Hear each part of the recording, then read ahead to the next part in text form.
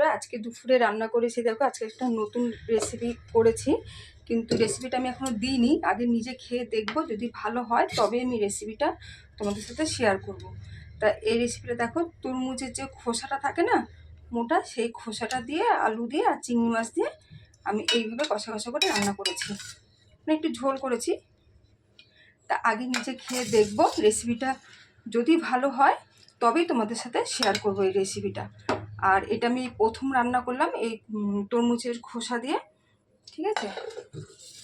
আর এখানে রান্না করেছি তোমার এখানে সজনে ডাঁটা দিয়ে আর সব সবজি দিয়ে বড়ি দিয়ে যে একটা শুক্তো রান্না করা হয়, সে মানে শুক্তো রান্না করেছি।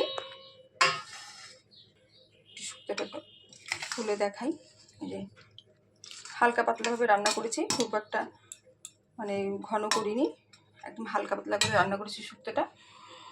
আর এখানে আছে একটা ডিম কষা, এটা আমার বরের জন্য একটা ডিম কষা আছে এখানে।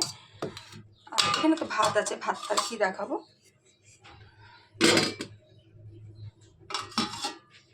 তা এই হলো আমাদের দুপুরের আজকে মানে রেসিপি শেয়ার করলাম তোমাদের সাথে। এই হলো আমাদের রান্না, খুব একটা বেশি কিছু রান্না করিনি, তবে এটাই অনেক, কেননা এই শুক্তোটা দিয়ে খাওয়া হয়ে যাবে।